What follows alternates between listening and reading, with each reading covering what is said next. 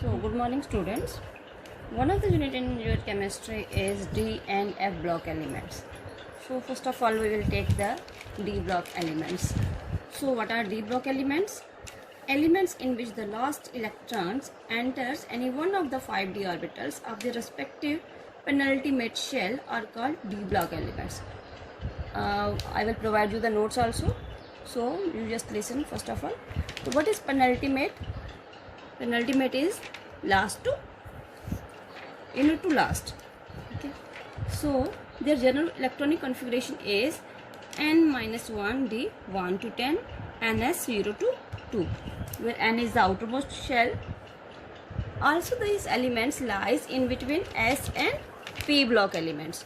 So as this is shown in the periodic table, so these are the d block elements.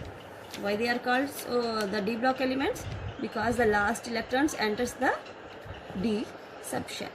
So there are 4 main series of elements. First transition series is 3D series. So this is 3D series. 3D series starts from scandium to zinc. So these are the elements: scandium, titanium, vanadium, chromium, manganese, iron, cobalt, nickel, copper and zinc. So this you have I think you have learned in 11th class also. Are scandium having atomic number 21. So up to 18 you can write argon, because argon having atomic number 18.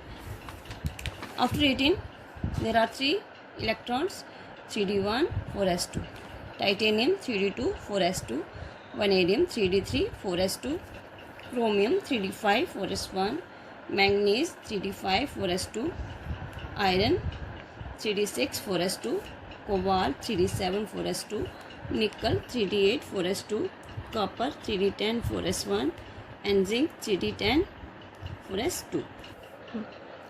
So in 11th class we have studied the exceptional behavior of chromium and copper. Let's say after vanadium 3d3 4s2, so it comes like 3d4 and 4s2, but we'll write it as 3d5 4s1.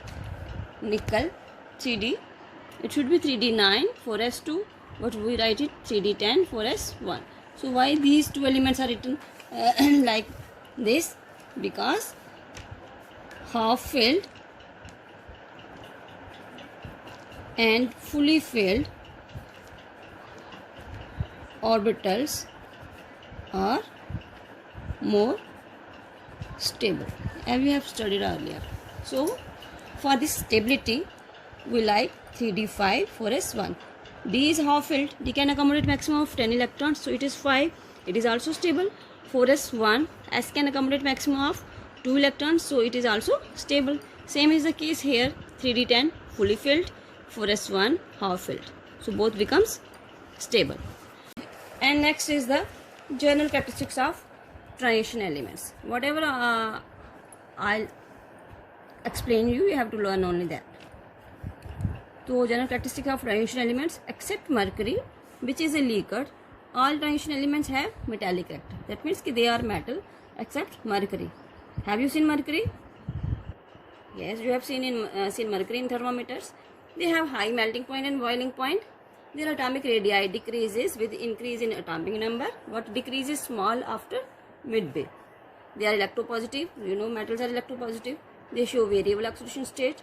They show catalytic property. Most of them form colored complexes. As d orbital is not fully filled, so due to d transition they form colored complexes. Their compounds are generally paramagnetic. This is also due to unpaired electrons in d orbitals, so they are paramagnetic in nature. They have a tendency to form complexes. This is also due to d orbitals which are not completely filled. They form interstitial compounds with elements like hydrogen, carbon, boron and nitrogen. They also form alloys. I think you all know what is alloy. So next question is the general trends in chemistry of first row transition elements. So first row transition elements is scandium to zinc. They can exist in both oxidation state +2 and plus 3. So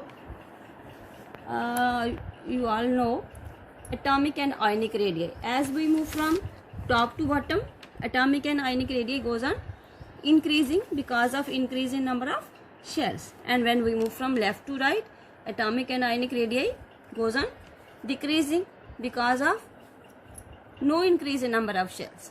That means the number of shells remains the same, but nuclear charge goes on increasing. So the atomic and ionic radii of d block elements in a series decreases with increase in atomic number and oxidation state respectively. Thus ionic size of M3 positive cations are smaller than those of M2 positive cations. M3 positive means those who exist in 3 positive oxidation state, and their atomic radii is lesser than those existing in M2 positive cations. This is because the ionic radius decreases with increase in effective nuclear charge. Effective nuclear charge is charge on nucleus. However, ionic radii of cations in the same oxidation state decreases with increase in atomic number. Next is the metallic character. Except mercury, which is a liquid, all the transition elements have typical metallic structure, hexagonal close packing like cubic close packing or body-centered cubic close packing. We must study in solid state, so we will take it later on. They exhibit all the characteristics of metals. So what are the properties of metal? They are hard, malleable and ductile, lustrous, having high melting point, boiling point, high thermal and electrical conductivity, and high tensile strength. Having low ionization energy and have 1 or 2 electrons in outermost energy level, they form metallic bonds and they behave as metals. The unpaired d electrons also result in the formation of metallic bonds.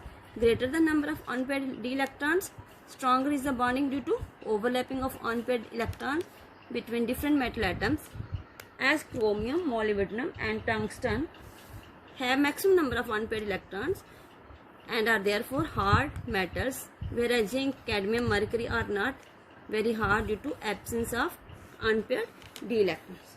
This means that those who have unpaired electrons,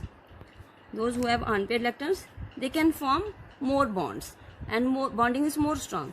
For those having paired electrons, they can't form bond and they are soft and they are not very hard because they can't form bonding.